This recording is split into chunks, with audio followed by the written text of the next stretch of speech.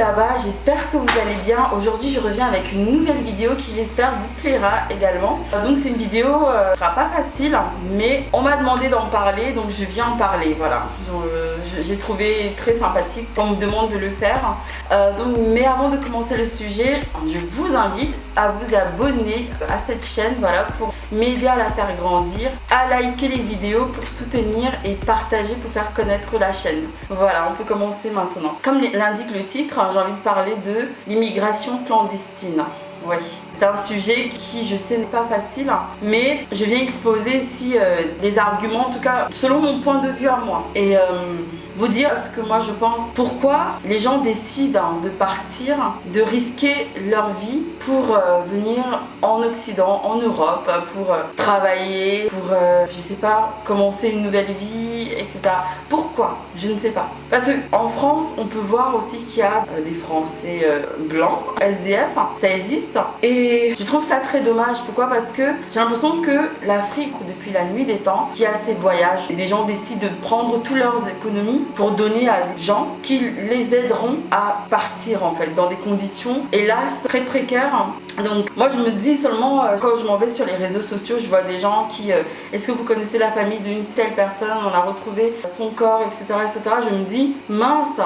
Ou alors une dame qui est partie avec son bébé, elle est partie, le bébé est parti. Moi je coiffais une dame qui me disait qu'elle était une veillée. D'ailleurs c'est comme ça. Moi je pensais que la personne était décédée des suites d'une maladie ou quoi que ce soit. Elle m'a dit c'est la nièce d'une amie qui est morte en mer avec son bébé. Et je me suis sentie mal parce que je me suis dit mais pourquoi? Qu'est-ce qui te fait penser que tu décides d'embarquer ton enfant qui n'a rien demandé et tu décides que voilà c'est bon, c'est le moment qu'on parte en fait. Et c'est une histoire qui m'a touchée comme plein d'autres, hein, il y en a beaucoup. Mais je trouve dommage que les personnes qui ont grandi en Afrique, qui sont nées en Afrique, décident comme ça de partir.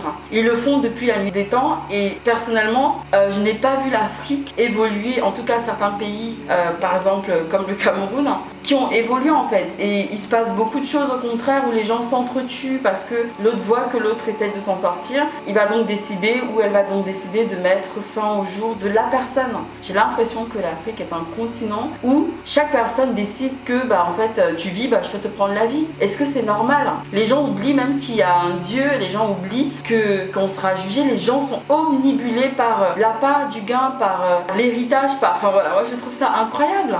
Mais est-ce que ces gens qui font ça pensent à ça? L'oncle ou la tante qui va tuer sa nièce pour prendre son héritage ou je sais pas. Est-ce que quand les gens font ça, ils sont conscients en fait? Je pense qu'ils oublient que Dieu existe. C'est ça. Ils oublient vraiment qu'il y a quelqu'un qui nous jugera et c'est dommage.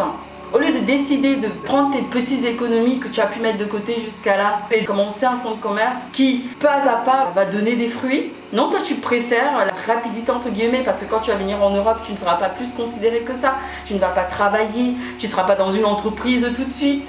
Tu vas bien galérer et puis même des fois tu vas pas trouver du travail. Bah oui, au lieu de commencer ton fonds de commerce, tu commences petit à petit pour vraiment pouvoir recueillir les fruits de ton dur labeur. Tu préfères prendre des fois femme, enfant pour partir. Est-ce que c'est quelque chose de normal? Les gens qui décident de faire ça, est-ce qu'ils ont suffisamment pris le temps de peser le pour et le contre? Je ne sais pas. Moi je connais quelqu'un, voilà, je vais parler de lui, si tu passes là, coucou, tu te reconnaîtras en tout cas, qui est dans des conditions en Libye qui ne sont pas bonnes, mais il s'accroche.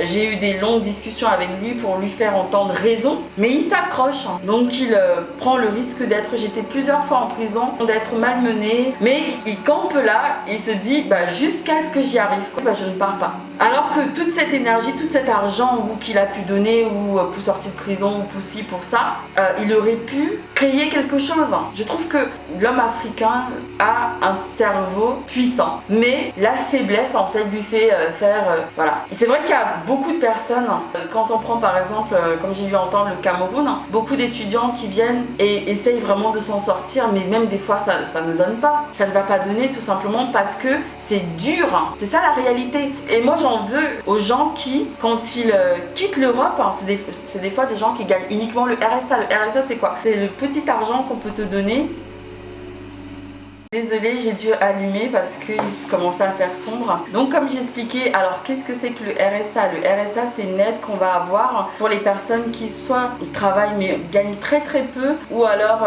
c'est juste en fait pour donner un coup de pouce quoi, un petit quelque chose. Et ben en fait, de ce que je comprends, certaines personnes prennent ça et vont se vanter en Afrique que oui voilà, alors que ce n'est rien ici, ça ne paye même des fois pas un loyer, et les gens partent en fait se vanter de ça quoi, et vendre du rêve à ceux qui sont sur place. C'est ce qu'en fait vous devez prendre conscience, c'est pas du tout la réalité que ceux qui vont acheter le dernier costume va venir et tout, il va te faire croire qu'il a réussi, alors que le gars il est soit éboueur, soit il n'a même pas de travail, mais on va venir te vendre du rêve. Donc il faut être réaliste. Tu quittes l'Afrique donc avec 2% de chance de vivre, d'arriver à bon port, 2% de chance. Est-ce que ça vaut le coup? Toi, quand tu te poses la question, toi qui veux partir, toi qui es sur le départ, toi qui te dis ah, je ne peux pas, je sais pas moi, prier, donc qu'est-ce que je fais? Je prends tout, peut-être qu'on va retrouver mon, voilà, je vais peut-être pas arriver là-bas, mais je tente quand même. Est-ce que c'est logique? Vous vous êtes posé réellement la question ou pas? Ou vous vous êtes concentré, vous avez juste la tête en bas, je regarde qu'en bas, et vous ne levez jamais la tête pour explorer l'horizon pour voir si tout va bien. Est-ce que c'est logique? C'est ça que je trouve aberrant. Et moi des fois j'ai eu à entendre des personnes d'origine diverse, notamment je parlais avec un Perse qui me disait pour lui l'homme noir est complexé, donc l'homme, le garçon. J'ai compris après ce qu'il voulait dire, c'est dans le sens où c'est vrai que la plupart des hommes ils vont laisser femmes, enfants en Afrique, ils vont venir faire leur vie, essayer d'envoyer un peu d'argent, les premiers mois ça va, et après il va commencer sa vie ici avec une femme, une française, qu'elle soit blanche ou noire, et il va peu à peu oublier sa femme de là-bas, tu vois. Et ils sont nombreux malheureusement à faire ça. Ils sont peu à se dire je vais venir étudier, je vais venir travailler pour gagner un peu d'argent, pour retourner construire, mais pas construire que pour mon bien à moi. Certains pays, en tout cas un grand nombre, vont se dire moi je fais pour ma famille, pour moi. Ils ne généralisent pas les biens en fait, ils ne se disent pas je vais investir pour construire, je sais pas, une entreprise, pour recruter, pour créer de l'emploi. Et c'est une réalité aussi ça. Il ne se dit pas je vais créer de l'emploi, donc il va juste pour lui, pour sa famille. Et après il y a de l'animosité, il y a de la haine et autres, j'en passe. Donc c'est pour ça que les gens disent ça. Donc on va attribuer l'Africain, l'Africaine à juste savoir danser, boire, à être dans les fêtes, se taper dessus, et c'est tout en fait. Pourquoi? Parce que quand on regarde le continent, il n'y a pas d'évolution comme elle devrait être. C'est bien d'accuser, de dire oui, il y a eu le racisme et tout, il y a eu ça, les colonies, enfin, il n'y a pas de problème. Mais est-ce qu'on va passer notre temps à se reposer sur ce qui a été fait en Afrique, tout ce qui a été pillé en Afrique? Il n'y a pas d'autres ressources, il n'y a rien d'autre. Est-ce que c'est toujours accuser les gens du gouvernement? Enfin, moi je ne sais pas, honnêtement, dites-moi, parce que pour moi ce n'est pas un esprit de conquérant, de compétiteur, de vainqueur, de tout le temps se victimiser, de se reposer sur ce qui s'est passé, et puis on reste là, on n'avance pas, voilà. Si les gens pouvaient arrêter de s'entretuer, ça ferait déjà un grand bien, et être ensemble, se développer ensemble, et non diviser tout le temps. C'est de la division. Les gens décident plutôt l'autre a réussi, je vais aller prendre son bien, et pour qu'il ne puisse pas me faire de problème, je me débarrasse de lui. Pas besoin d'être né en Afrique ou d'avoir grandi en Afrique pour se rendre compte de ça, parce que je vois déjà les gens venir, oui mais ceux qui font ça c'est parce que vraiment il y a une dureté. La personne dont je vous parlais, cet ami là, lui il m'explique que oui mais tu ne connais pas vraiment les conditions. Oui, je dois aider ma mère, mon père a démissionné du poste, etc., etc. Mais moi je comprends pas. Il y a aussi les parents qui devraient arrêter de décharger toutes les responsabilités sur leurs enfants. Quand ils ont fait leurs enfants, ils étaient pleinement conscients, ou alors je sais pas. Surtout quand tu fais plusieurs enfants avec le même homme. C'est surtout eux. Plusieurs enfants, 1, 2, 3, 4, avec la même personne. À un moment donné, tu peux pas faire autant d'enfants si tu sais que tu pourras pas nourrir autant d'enfants. C'est bien beau de vouloir peupler, agrandir la famille, etc., etc. Mais il faut le faire avec ses propres conditions. Et les gens aussi qui décident d'aller prendre des grossesses, après se débarrasser des enfants comme ça, n'allez pas avoir ce type de relation. Si vous ne voulez pas avoir d'enfants, je sais pas si vous voyez ce que je veux dire, n'allez pas.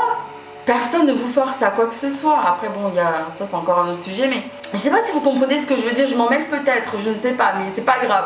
L'essentiel c'est que je dise ce que j'ai vraiment au fond du cœur, parce que c'est quelque chose qui me dérange. Les hommes partent et laissent l'Afrique aux mains de qui, selon vous? Les femmes, les enfants et les personnes âgées. Est-ce que c'est eux qui vont construire le continent, l'Afrique?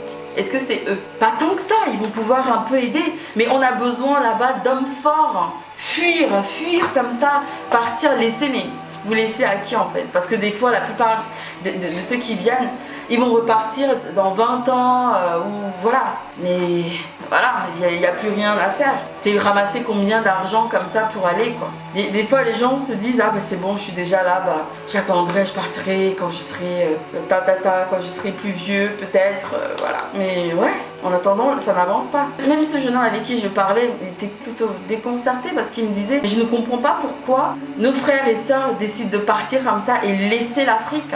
Et oui, je suis d'accord, je comprends pas pourquoi. Je parle de ceux qui ont grandi là-bas, qui connaissent. Combien de corps on va ramasser encore dans les mers?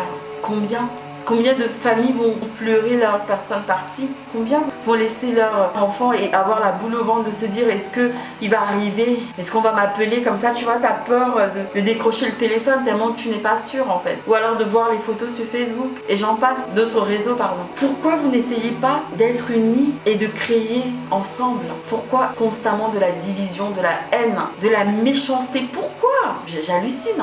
Aller voir un tel ou tel marabout pour pouvoir se débarrasser de la personne gênante.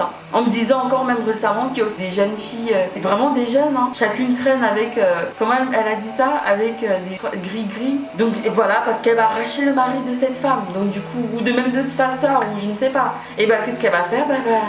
Elle va mettre le truc et puis merci, au revoir. Est-ce que ça vaut vraiment la peine? Ma vidéo de Porta Putti que j'ai postée était aussi une vidéo où j'essayais de faire comprendre les choses. Moi je suis là, j'ai ma petite chaîne, mais en tout cas comme je le dis souvent, j'espère avoir pu aider une personne au moins à réfléchir vraiment, à prendre conscience des choses et se dire non, je fais chemin en arrière en fait, ça ne vaut pas la peine. J'espère au moins une personne. C'est pour ça que je t'invite vraiment, je vous invite vraiment à partager les vidéos que je peux poster, vraiment. Aidez-moi à faire comprendre à certaines personnes, pourquoi pas un plus grand nombre, que c'est n'importe quoi. Donc j'espère vraiment que cette vidéo t'a plu.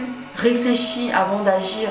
Ne pars pas sur le coup de tête comme ça parce que tes parents sont si ou je sais pas. Prends ton argent, ton petit argent, bah, tu le mets de côté. Moi je connais une histoire avant de finir la vidéo.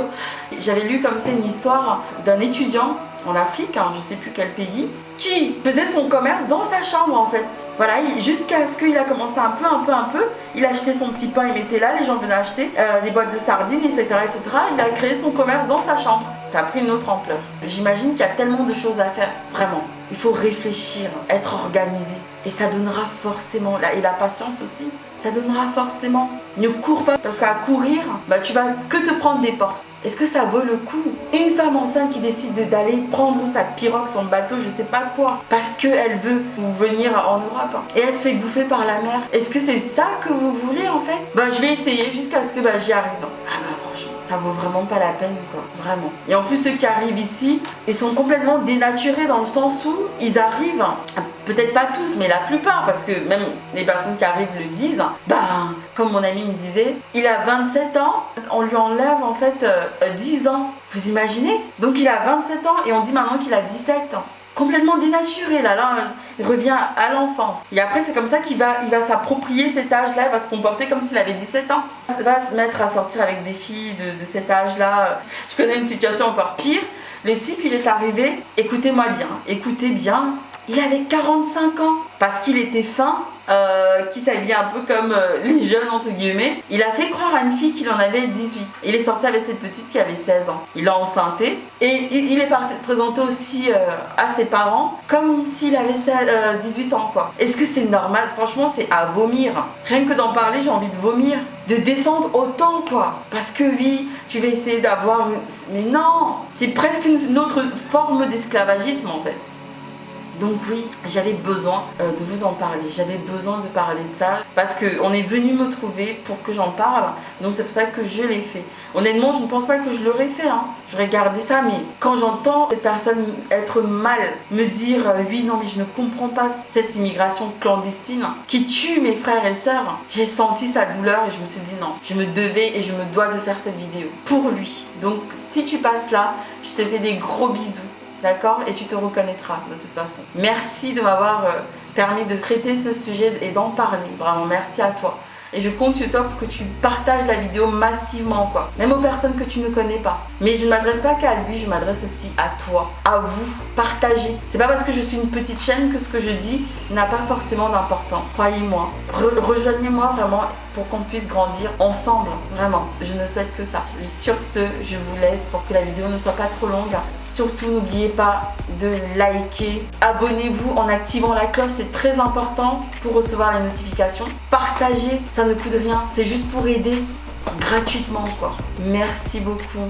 Merci. Je vous fais des gros bisous et je vous dis à bientôt.